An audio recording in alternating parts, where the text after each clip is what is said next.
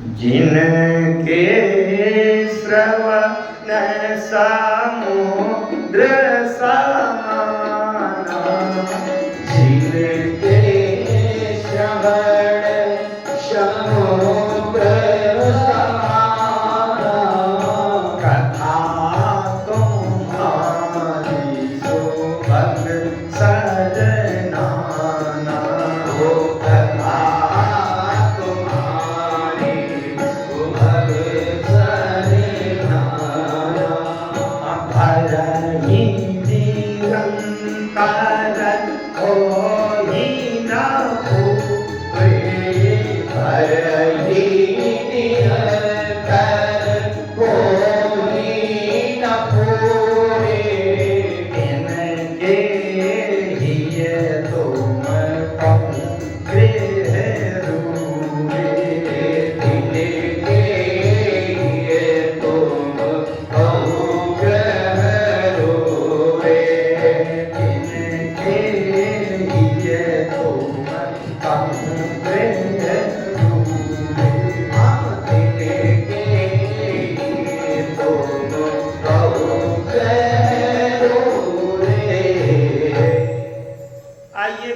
चल रहा है कि भगवान राम जी रहते कहाँ। अच्छा, जब तक ये हमको पता नहीं मालूम कि राम जी रहते कहाँ हैं, तो हम कैसे मिलने जाएंगे, कहाँ जाएंगे, क्या करेंगे। महर्षि वाल्मीकि जी बता रहे हैं, सबसे पहला स्थान जिनके श्रवण समुद्र समान। समुद्र में अथाह जल भंडार है, जल की कमी नहीं। अकथा तुम्हार सुभग सरी नाना, हे भगवान आपकी कथा नदियों की धारा के समान। समुद्र में यद्यपि जल की कमी नहीं है, बहुत ध्यान से समझिएगा, कितनी बारीक बातें कहेगी। कुछ लोग सोचते होंगे कि कथा वही सुनेगा जिनको कोई ज्ञान नहीं है, वो सुनेगा। यहां देखिए प्रत्यक्ष उदाहरण, कितनी विदुषी है कथा की, लेकिन बैठकर कथा सुन रही है। जिस प्रकार से महासागर में अथाह जल भंडार है, लेकिन नदियों की जो धारा जाती है, समुद्र कभी ये नहीं कहता कि अब मुझे ये नदियों के इस धारा का जल नहीं चाहिए। ही निरंतर लगातार भरता रहे, लेकिन पूरे कभी ना हो। कथा के प्रति इतनी पिपासा होनी चाहिए। महर्षि वाल्मीकि जी कहते हैं, भगवान उनके हृदय में आपका घर है, आप वहां निवास करिए। जय श्री राम, जय श्री राम, जय जय श्री राम, जय जय श्री राम। बात चल रही थी। अच्छा, एक बात देखें आप, महासागर में जब नदियां जाती हैं तो महासागर ये पूछता है क्या कि तुम किस देश की नदी हो, किस दिशा की ओर बह करके आई हो, खारे पानी की हो कि मीठे पानी की हो, गंदी हो कि साफ हो, हिमालय पर्वत से निकली हो कि साधारण किसी नाला से निकल करके आई, कभी पूछता है नहीं, उसे तो जल चाहिए। समुद्र की तरह श्रोता को होना चाहिए। कुछ श्रोता जो बुद्धिमान होते हैं, थोड़ा सा चतुर चालाक होते हैं, तो पूछते कौन कथावाचक आ रहा है, किस जिले से आ रहा है, किस प्रदेश से आया है, कितनी उम्र का है, कितना पढ़ा लिखा है। अरे आपको उसको शारीरिक दैहिक परिचय से कुछ लेना देना है कि कथा से। ही निरंतर हो दिन पूरे, कथा आवे वो चाहे जिस प्रदेश से आवे, चाहे जिस जिले से आवे, चाहे जितनी उम्र से आवे, चाहे जिस विश्वविद्यालय की डिग्री लिए हुए आवे, और चाहे बिना अंगूठा छाप से आवे, कथा आवे। हमें कथा से मतलब है। ये बिना प्रमाण बात नहीं बोली जा रही है, बहुत ध्यान से समझिएगा। वहां राम जी का घर है, एक घर बताऊं मैं, बिल्कुल प्रत्यक्ष प्रमाण, सबको पता है। राम जी का एक घर है। राम जी क्या हैं? अतुलित बल हैं। विश्वामित्र जी जब लिवा गए थे राम जी को यज्ञ रक्षा के लिए, तो विश्वामित्र जी ने राम जी को एक विद्या दी थी। विद्या दी थी, विद्या निधि कहूं विद्या दी नहीं। जाते लाग न क्षुधा पिपासा, अतुलित बल तन तेज पिपासा। अतुलित बल, राम जी क्या है? अतुलित बल। अरण्य कांड में जयंत ने भी कहा है, अतुलित बल अतुलित प्रभुताई, मैं मति मंद जान। अब अतुलित बल का घर कहां है? अतुलित बल धाम, धाम माने ये घर है राम जी का। अतुलित बल धामम, अतुलित बल है राम, अब अतुलित बल का धाम है हनुमान।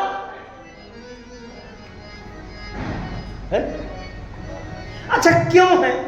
ये केवल शब्द की चतुराई नहीं है। प्रणवो पवन कुमार, खलबन पावक ज्ञान गण, जासु हृदय आगार, बसहि राम रहते हैं इनके हृदय। वाल्मीकि जी ने कहा है ना, जिनके श्रवण समुद्र समान, जिनके श्रवण समुद्र समान, जिनके श्रवण समुद्र समान, जिनके श्रवण समुद्र समान, कथा तुम्हारी सुभग सरीना, कथा तुम्हारी सुभग सरीना, भरहि निरंतर होहि न पूरे, भरहि निरंतर होहि न पूरे, भरहि निरंतर होहि न पूरे, भरहि निरंतर होहि न पूरे, तिनके हिय तुम कौन ग्रह भूखे, तिनके हिय तुम कौन ग्रह रोरे, तिनके हिय तुम कौन ग्रह रूपे, तिनके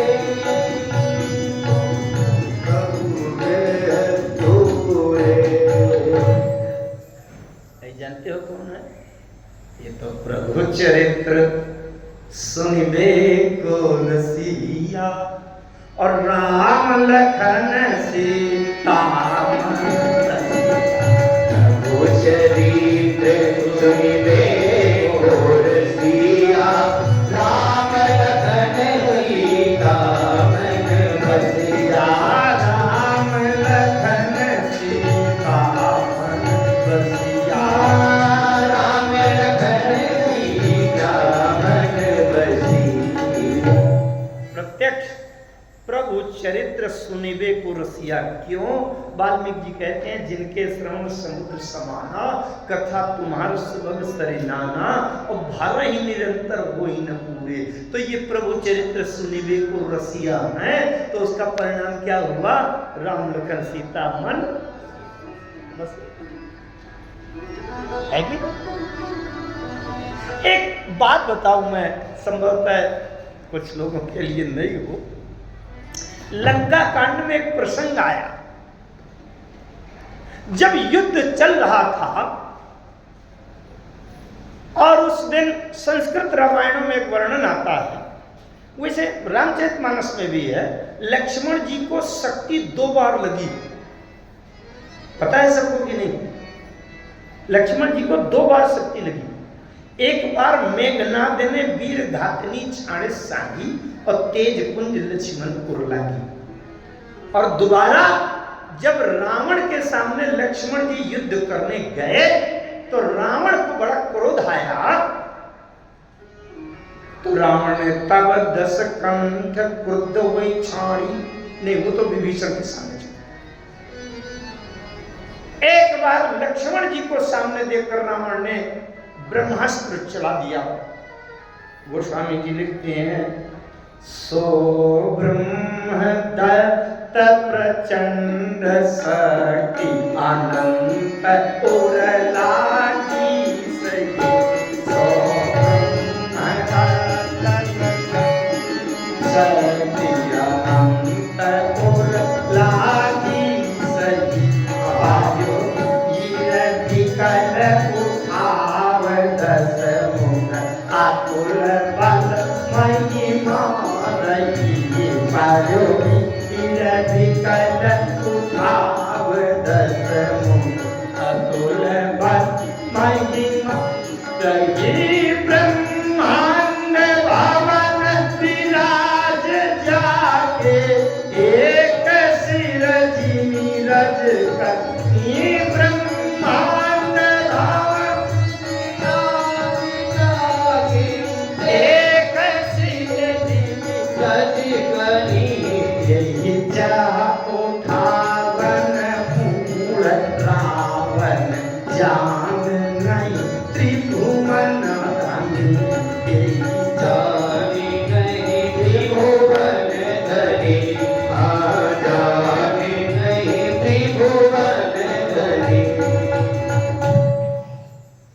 ये मैंने आपको केवल स्मरण कराया। मैं एक विशेष प्रसंग का स्मरण कराने जा रहा हूँ।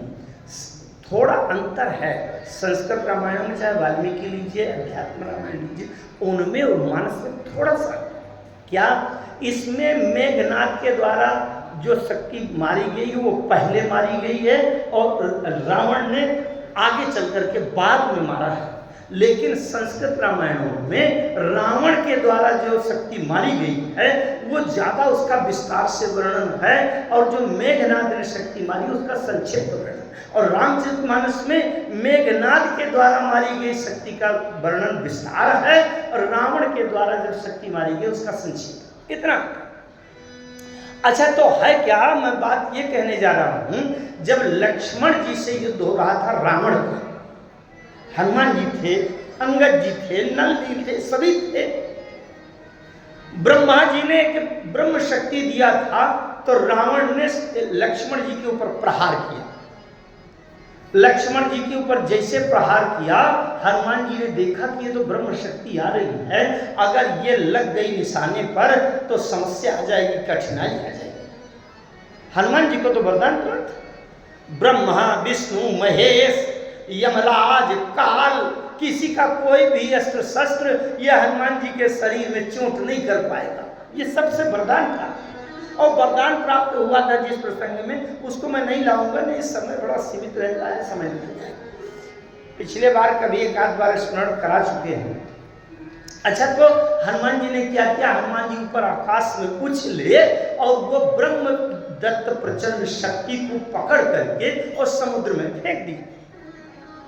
जब समुद्र में फेंक दिया, रावण के द्वारा ब्रह्मास्त्र ब्रह्म शक्ति चलाने पर वो निष्फल हो गई।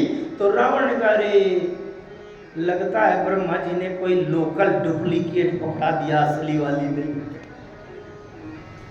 रावण उसी युद्ध भूमि से ऊपर आकाश मार्ग से गया ब्रह्मा जी के पास और ब्रह्मा जी के सामने आंखी निकाल कर बोला, क्यों ब्रह्मा, तुमने शक्ति दे दिया और शक्ति क्या, मुझे लाभ क्या मिला जब मैं उसको मार नहीं पा रहा हूं? और हनुमान नाम का जो सामने है योद्धा, वो उसको पकड़कर फेंक देता है।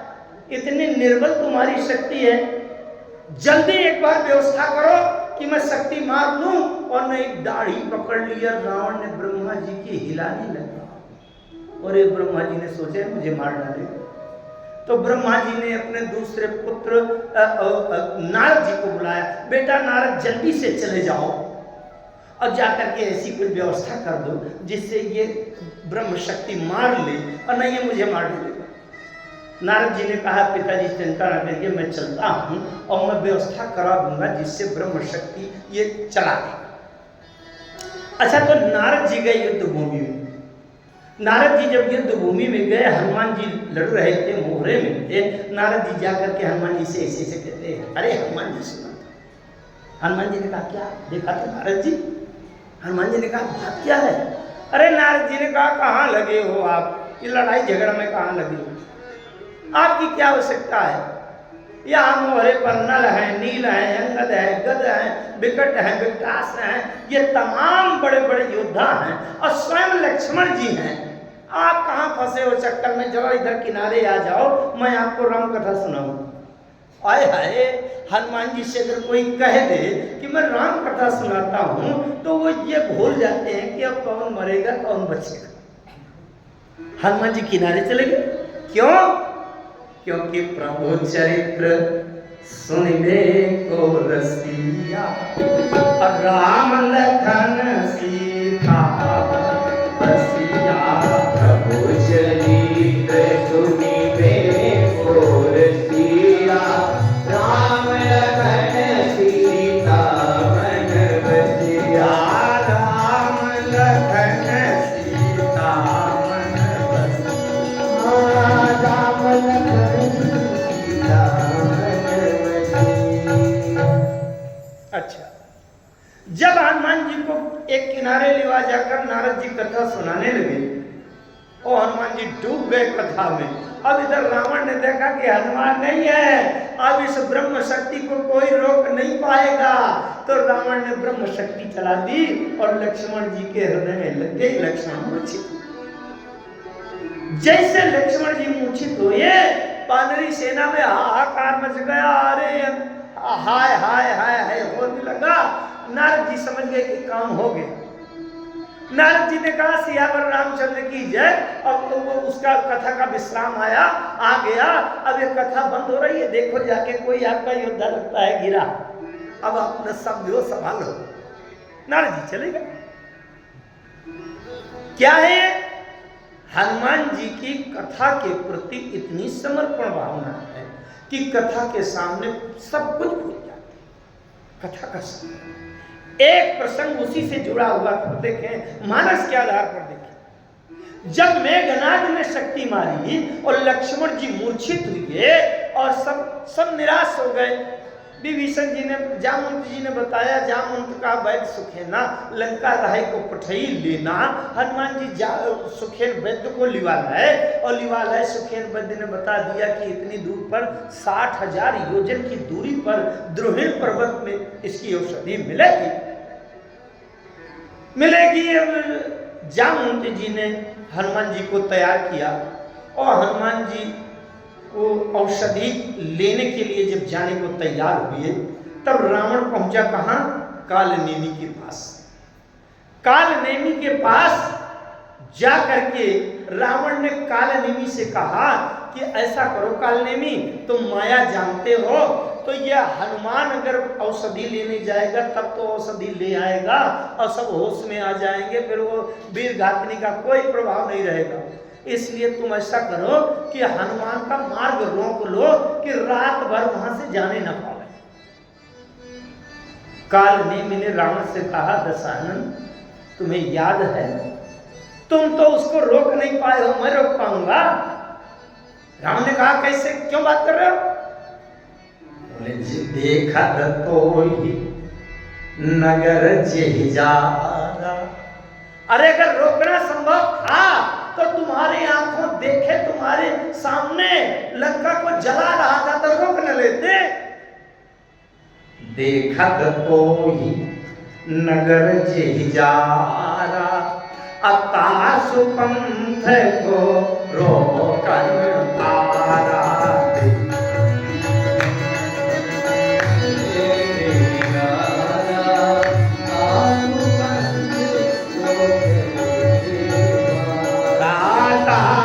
पंथ को रोकन पारा, हो तासु पंथ को रोकन। उसके मार्ग को रोकने में पार कौन पाएगा?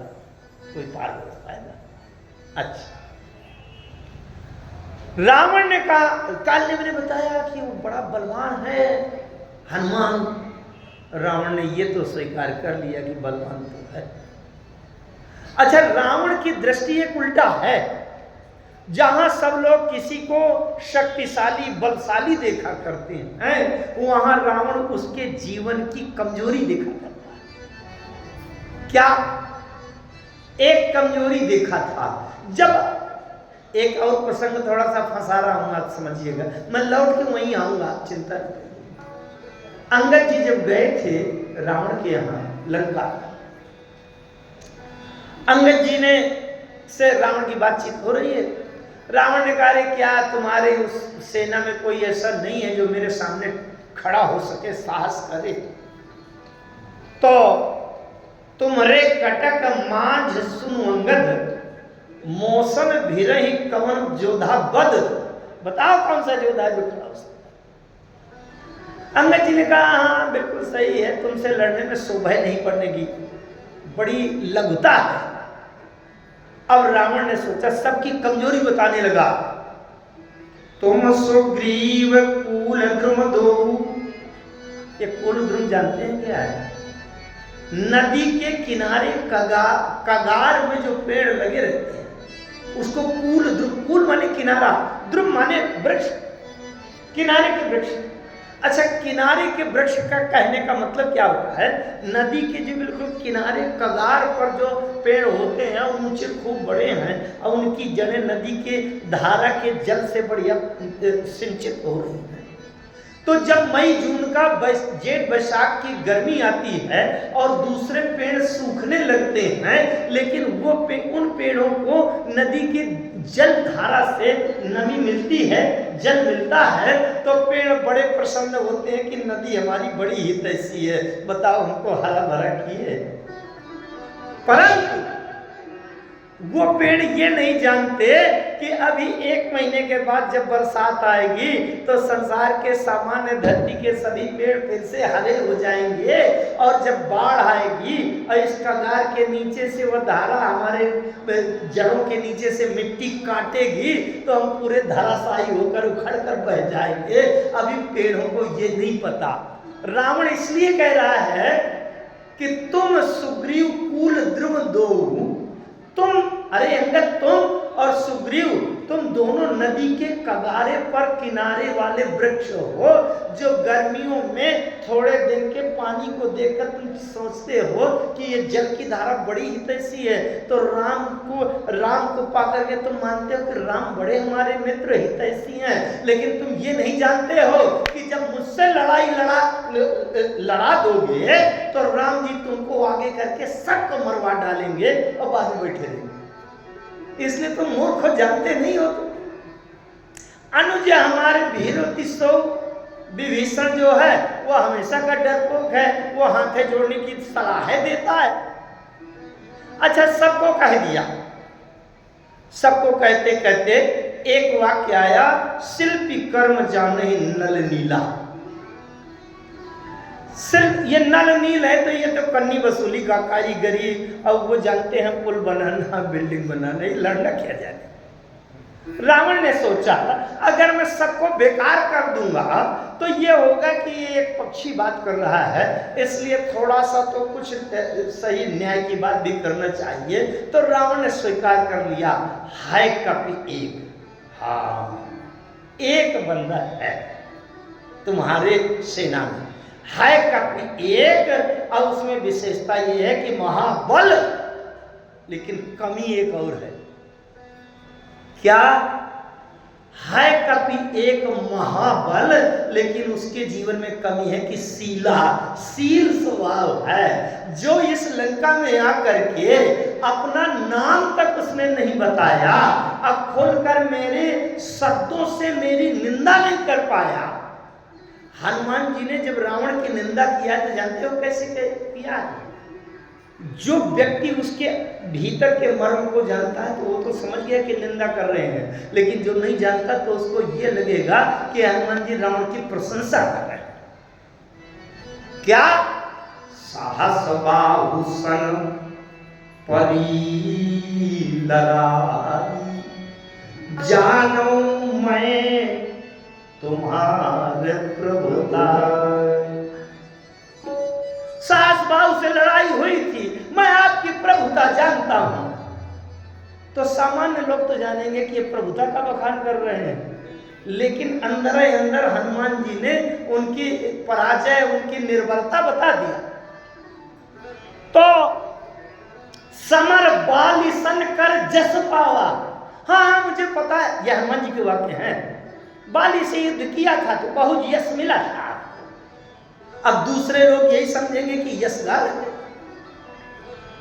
जीते साहस भाव, ये तो अंगद जी ने कहा। तो रावण समझ गया कि जब मुझ जैसे शत्रु की निंदा तक खुले शब्दों में नहीं कर पा रहा, इतना शील संकोच है, तो ये युद्ध में चोट क्या पहुंचाएगा। इसलिए इसके पास बल तो बहुत है, लेकिन शील स्वभाव के कारण इसके बल से कोई खतरा नहीं। इतना बड़ा काम करके गया, नाम तक नहीं बताया। जब कालनेमी से रावण ने कहा कि उसका मार्ग रोक लो, ध्यान दीजिएगा अपने विषय पर, मैं फिर आ रहा हूं पलट कर, कहां से कौन बात कहने जा रहा है।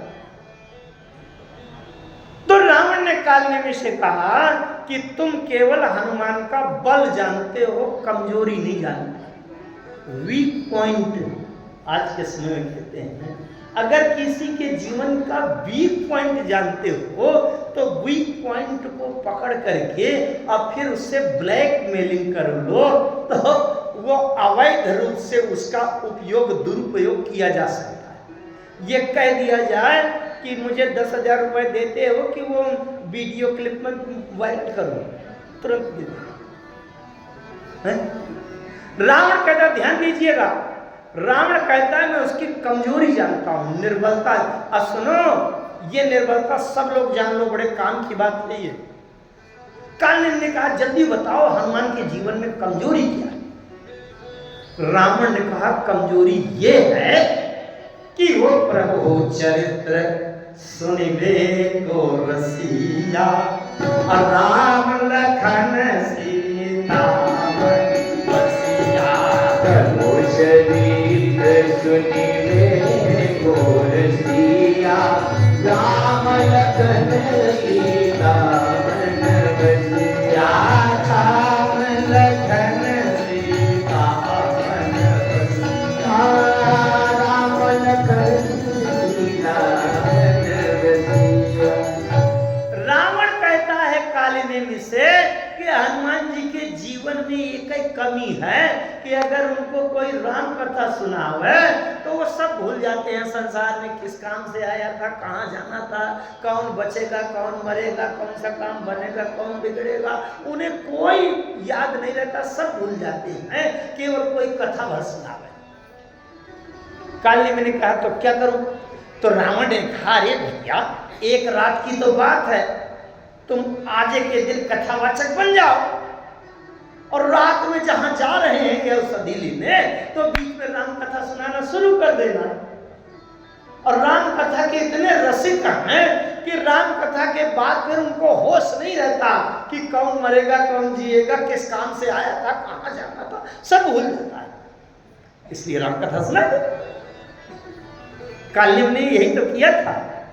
अस कही चला रचिस मग माया, स्वर मंदिर पर बाग बनाया, और वहां कथा कहने लगे।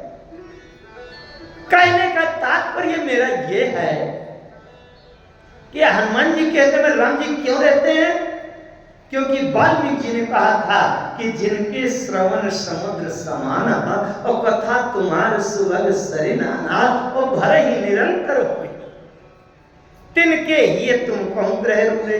तो ये इनके कानों में कथा कब से सुनाई जा रही। अच्छा, एक बात तो पूछूं, बहुत महत्वपूर्ण, सबसे शुद्ध 100% शुद्ध और पूर्ण राम कथा किसको सुनने को मिली। बहुत ध्यान से सुनिए। 100% पूर्णतया शुद्ध और पूरी की पूरी राम कथा किसको सुनने को मिली है आज तक इस सृष्टि। क्योंकि राम कथा के प्रथम श्रोता तो पार्वती जी हैं और शंकर जी ने सुनाया, लेकिन पार्वती जी को भी 100% पूर्णतया शुद्ध कथा सुनने को नहीं मिली। बात समझे बड़े रहस्य की, क्योंकि वहां के जो कथावाचक है, कथावाचक कौन है? पार्वती जी को जो कथा सुना रहे थे, कथावाचक कौन है? शंकर जी। तो जब कथावाचक ये कह रहे हैं कि पूरी कथा सुनाने का दावा मेरे अंदर नहीं है, साहस नहीं है, तो जब कथावाचक कह रहा है कि भैया जितनी समझ में आ रही है उतनी मैं बता रहा हूं, पूरा दावा नहीं है कि मैं सब कुछ जानता हूं। शंकर जी ने कहा है कि नहीं? स्मरण करा दूं।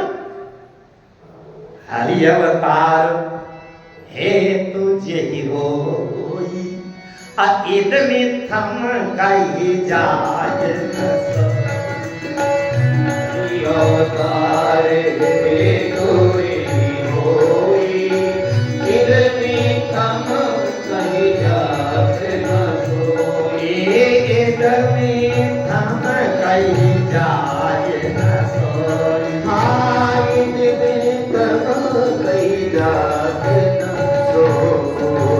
शंकर जी स्वयं दावा नहीं कर पा रहे कि जो मैं कथा सुना रहा हूं वो डंके की चोट में 100% शुद्ध है, दावा साहस से नहीं हो रहा। तो जब कथावाचक नहीं साहस कर रहा कि पूरी 100% पूर्णतया शुद्ध कथा है, तो सुनने वाला कहां से दावा करेगा? बहुत ध्यान से समझे, पूर्णतया 100% शुद्ध कथा किसको अच्छा एक बात मैं कहूँ, स्मरण करा दूं।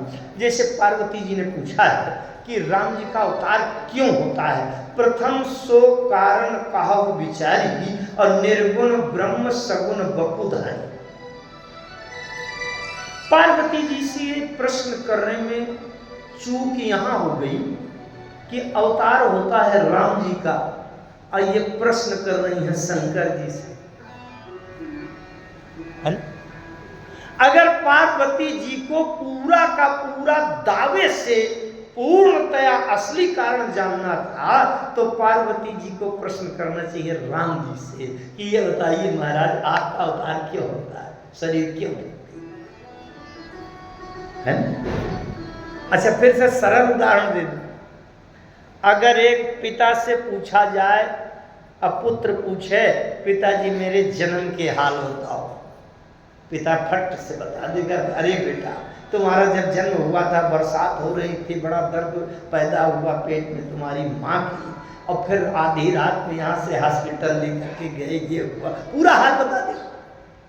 और किसी पुत्र से पूछा जाए कि पिताजी के जन्म के हाल बताओ, अब बताओ पुत्र क्या बताएगा? राम जी और शंकर जी में किससे किसकी उत्पत्ति होती है?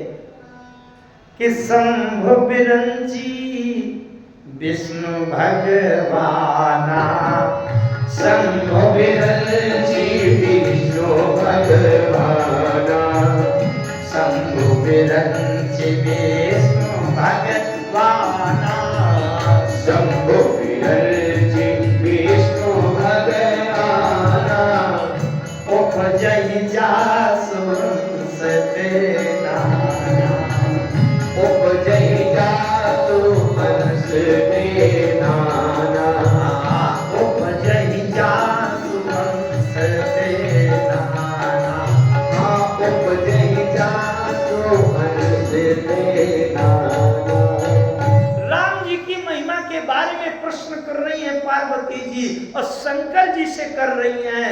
महर्षि वाल्मीकि जी महाराज कहते हैं, भगवान कहते हैं कि जग बेखन तुम देखनिहारी, बिहारी संभुत जावई, ओ जग बेखन तुम देखनिहारी, बिहार संभुत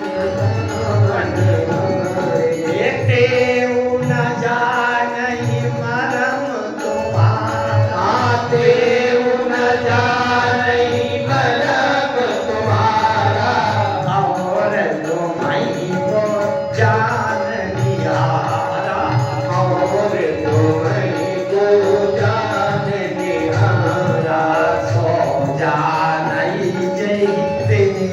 जनाई सो जानई देहु जनाई जानत घुमई तो मई होई जान ओ जानत तुम्हि तुम्हि होई जाई जानत घुमई तो मई होई जाई जानत तुम्हि तुम्हि होई जाई। बताइए जग पे घर तुम देखन यारे विधि हारी शंभु नचावन यारे अते न जाने मरम तुम्हारा। अब जब शंकर जी मर्म नहीं जानते तो पूरा मर्म बताने का दावा कैसे कर पाएंगे? मर्म कौन जानेगा? सो जाने जे देहु जनाए, जिसको राम जी जनाएंगे वही जान पाएगा। अच्छा तो राम जी जनाएंगे वही जान पाएगा, इसलिए असली मर्म की बात हमें इधर उधर पूछनी ही नहीं चाहिए, सीधे राम जी से पूछना चाहिए। राम जी के अलावा कौन जानेगा? अच्छा तो मैंने जो जिज्ञासा रखी कि राम कथा का पूर्णतया शुद्ध और दावे की कथा सुनने वाला कौन है, श्रोता कौन है? वह है हनुमान जी महाराज। ध्यान से सुनिएगा, वो है हनुमान जी महाराज। हनुमान जी महाराज को पूर्ण शुद्ध कथा सुनने को मिली। क्यों, कैसे, कब? रामचरितमानस में लिखा। आप लोग इधर ध्यान दीजिए। हमारे विद्वान कथावाचक राम कथा, हनुमान जी को राम कथा राम जी ने सुनाई। कहाँ, कब? किष्किंधा कांड के प्रारंभ में देखिए आप। जब हनुमान जी विप्र रूप धरि कपिता गए और जिज्ञासा प्रकट की, जग कारण तारण भव बंधन धनी हार कि तुम अखिल भुवनपति लीर मनुज अवतार। तो राम जी ने कथा सुनाना शुरू किया।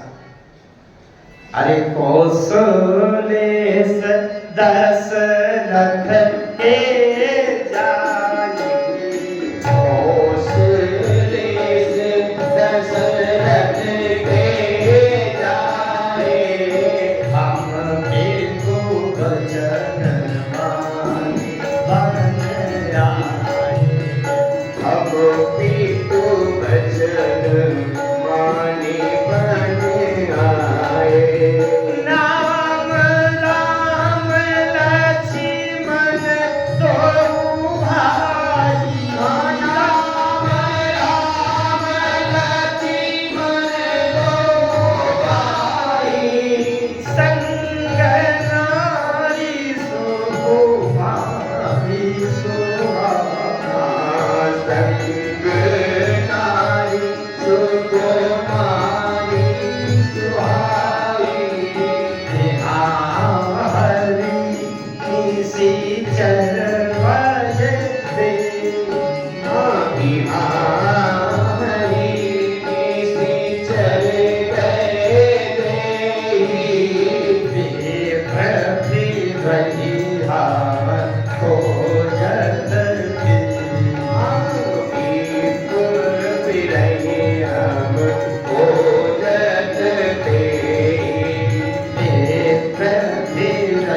हम खोजत थे। चार वाक्य में चार कांड की कथा राम जी ने हनुमान जी को सुना। कौशले दशरथ के जाय से वानकारी, हम पितु वचन मानि बने आए से अयोध्या कांड। और यहाँ हरि निश्चर वैदेही अरण्य कांड। अरण्य कांड तो हर होगा। अब विप्र फिर ही हम खोजत ते ही से किष्किंधा कांड का प्रारंभ। केवल इतने भर से नहीं, स्पष्ट देखिए आप। थोड़ा सा एक बात ध्यान से इधर देखिए भी समझिए। ये चश्मा है, हम लगाते हैं। ये चश्मा अगर कहीं से रह जाए, आपके हाथ पड़ जाए और आपसे कोई पूछे ये किसका चश्मा है, तो आप नाम लेके कहोगे वो बांदा वाले तिवारी जी का चश्मा है। लेकिन अगर ये मेरे पास है, मेरा चश्मा है, अब कोई हमसे पूछे किसका चश्मा है, तो मैं नाम नहीं लूंगा, ये कहूंगा ये मेरा चश्मा है।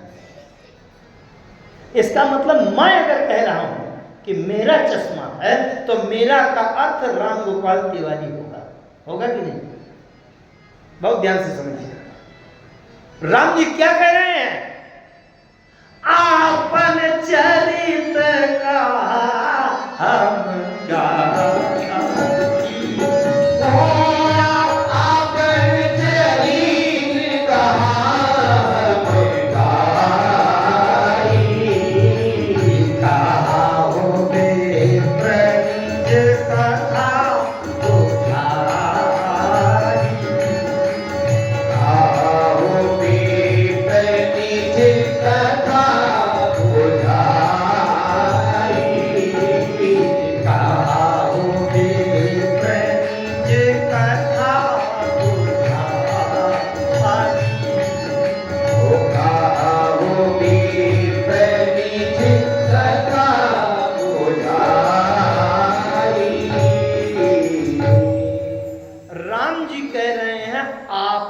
चरित कहा, हमने अपना चरित्र कह लिया। अब दूसरे से पूछा जाए, ये बताओ हनुमान जी को किसका चरित्र सुनाया गया? तो जब राम जी कह रहे हैं आपन चरित्र कहा, इसका मतलब हनुमान जी को रामचरित सुनाया गया, माने रामचरित मानस सुनाया गया। अब किसने सुनाया? स्वयं राम जी ने सुनाया। जब राम जी स्वयं रामचरित सुनाए तो वहां पूर्ण शुद्ध पूर्णतया एकदम दावे से पूरी की पूरी राम कथा सुनने को मिलेगी। वहां अंदाजियन काम नहीं होगा कि ये भी हो सकता है, वो भी हो सकता है। इसका मतलब पूर्णतया से शुद्ध राम कथा सुनने के लिए किसको मिली? श्री हनुमान जी महाराज को। हनुमान जी इतने भाग्यशाली। और आगे चल करके देखेंगे, समय नहीं, हनुमान जी को जितनी कथा रामायण जी ने सुनाई उतनी ही कथा हनुमान जी ने अशोक वाटिका में सीता जी की सुनाई। उसके आगे की कथा नहीं सुनाई। सीता जी की वहां अशोक वाटिका में जब रामचंद्र गुण वर्णन लगा तो कितना गुण वर्णन किया, जहां तक जितनी कथा राम जी ने सुनाई थी। क्योंकि राम जी ने अपनी वाणी से ये यहां तक बताया था कि सीता का हरण हो गया और हम ढूंढ रहे हैं। ये नहीं कहा कि हनुमान से मिलन हो गया। तो हनुमान जी ने भी जब सीता जी को कथा सुनाई तो वहीं तक सुनाई कि सीता का हरण हो गया और राम जी ढूंढने लगे और कथा पूर्ण हुई। सियावर रामचंद्र की जय। तब सीता जी ने आगे प्रश्न किया कि नर बानर संग कहू कैसे। अगर वो कथा सुना दी होती तो सीता जी को पूछना न पड़ता। बहुत इसमें सिद्धांत है कि नर बानर संग कहू कैसे क्यों पूछा, बात आगे वो निकलेगी। लेकिन मेरा बिंदु वहां नहीं है, मैं केवल इस बिंदु पर विचार कर रहा हूं कि हनुमान जी के हृदय में राम जी रहते हैं। क्यों रहते हैं? क्योंकि हनुमान जी प्रभु चरित्र सुनने को रसिया है। क्योंकि वाल्मीकि जी ने कहा है कि जिनके श्रवण समुद्र समाना, कथा तुम्हार सुभग सरिनाना, और भर ही निरंतर हो न टूटे, तिनके ही तुम कहूं गृह रूढ़े। क्या समय हो गया? 2 मिनट की बात और कह दूंगी। 5 मिनट ज़्यादा हो गए? अच्छा ज़्यादा हो गए तो क्यों हो, चलिए समर्पण। अच्छा 5 मिनट 2 मिनट। एक बात ध्यान से सुनिएगा, राम जी एक और पात्र हैं जिनके हृदय में रहते हैं। कौन? ये दो बंधु शंभुपुरवासी, शंकर जी के हृदय में रहते हैं। अच्छा तो शंकर जी कथा को कैसे सुनते हैं, जरा एक मिनट में भाव देखें। यद्यपि एक बार भगवान शंकर कथा सुनने के लिए महर्षि कुंभज के आश्रम में गए थे, वहां सती जी भी थी, लेकिन जो लाभ कथा से जो लाभ शंकर जी को मिला था वो लाभ सती जी को नहीं मिला। क्यों नहीं मिला ये अलग का विषय होगा। लेकिन शंकर जी के हृदय में राम जी क्यों रहते हैं? कथा सुनने में भी एक शर्त है। क्या शर्त है? शंकर जी के हृदय में इसलिए रहते हैं, पार्वती जी से एक घटना सुना रहे हैं कि अय पार्वती, अय उमा, जब तुम पूर्व जन्म में सती के शरीर में थी, दक्ष पुत्री के रूप में थी, तब तुम्हारा मेरा अलगाव हो गया था और पिताजी के यज्ञ मंडप में योगाग्नि में तुमने शरीर भस्म कर दिया था। तब मुझको वैराग्य उत्पन्न हो गया, तो मैं ये घर वर गुफा कंदरा छोड़कर इधर उधर घूमने लगा, खूब राम कथा सुनता था। तो उन्होंने बताया कि एक बार मैं नीलशैल पहुंचा, और नीलशैल पहुंचा तो दूर से देखा कि वहां कथा हो रही है, राम कथा हो रही है। कथा कौन कह रहा है? एक कौवा कथा कह रहा है। और सुनने वाले कौन है? एक तो पक्षीराज गरुड़ सुन रहे हैं और फिर सब हंस सुन रहे हैं। सुने सकल मति विमल मना। पार्वती जी ने कहा, भोलेनाथ मैं समझ गई, अब आगे न बताइए, मैं अंदाजा मेरा सही है क्या? बोले जब आप वहां पहुंचे होंगे तो जो भी कथावाचक रहा होगा गद्दी से नीचे उतर करके आया होगा और आपके चरणों में प्रणाम किया होगा, और फिर आपे को कथा गद्दी पर व्यासपीठ पर बिठाया होगा और आपने कथा सुनाई होगी। अब आपके पहुंचने पर भला इतना कौन सा ऐसी है कि कोई हुआ कौआ कथा सुनावे? शंकर जी ने कहा नहीं नहीं, मैंने एक गलती नहीं किया। बोले क्या? तो वहां कथा स्थल में नहीं गए क्या? बोले नहीं गया, लेकिन कैसे गया? तब कछु काल मराल तनु धरितः कीन निवास। मैंने देखा कि सुनई सकल मति विमल मराला, हंस कथा सुन रहे हैं, तो मैंने भी हंस का रूप बनाया और पीछे से जाकर के श्रोताओं के बीच में घुस गए। मैं भी यही सोचा करता हूँ कि अगर कौवा की जगह पर मुझे बिठाया गया है तो आप जैसे हंसों के बीच में न जाने कितने शंकर भगवान हंस का रूप बनाए बैठे होंगे। मैं सबको नमन करता हूं, अभिनंदन करता हूं। एक शब्द देखिए, वाणी को विराम। भगवान शंकर कहते हैं, अच्छा भगवान शंकर सोचते तो सोच भी सकते थे कि मैं इतना बड़ा त्रिलोकीनाथ शंकर, कथा का रचयिता, ये कौवा कितनी कथा सुनाए? चलो थोड़ी देर बैठना नहीं, कितना आता होगा, कहाँ पढ़ा लिखा है, मैं तो पीएचडी होल्डर। लेकिन शंकर जी ने कहा नहीं नहीं, मेरी ये भावना नहीं। शब्द देखें आप, तब कछु काल मराल तनु धरितः कीन निवास, सादर सुनी, माने कथा सुनी, और सादर माने आदर की भावना से सुनी, सम्मान की भावना से सुनी। क्यों? कथा कहने वाला चाहे कौवा हो, चाहे पक्षी हो, काला हो, गोरा हो, लंबा हो, ठिगना हो, किसी भी जिले का हो, किसी भी प्रदेश का हो, कैसा भी हो, कथा सुनाने वाले से मेरा क्या मतलब? कथा तो मेरे राम जी की ही कह रहा है, इसलिए कथा के प्रति आदर की बात। सादर सुनी रघुपति गुण पुनियायु।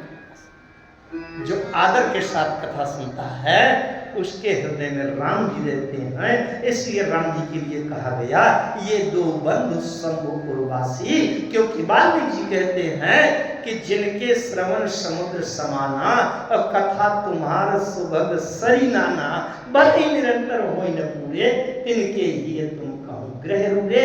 अब कल इसकी चर्चा और होगी, राम जी कहाँ रहते हैं इस पर आगे चर्चा होगी। हाँ, एक बात विशेष बीच में विस्मृत हो गई थी। आज शनिवार हनुमान जी का दिन है और लखन जब भी जहाँ होते हैं तो हनुमान जी का वो भजन सुनने की लालसा इच्छा सबके मन में रहती है। तो वो भजन जो लखन का बड़ा प्रसिद्ध है और बहुत सबको अच्छा लगता है, वो अवश्य सुनने के। आइए दोबारा भगवान की शरणगति वाणी को हरे शरणम हरे शरणम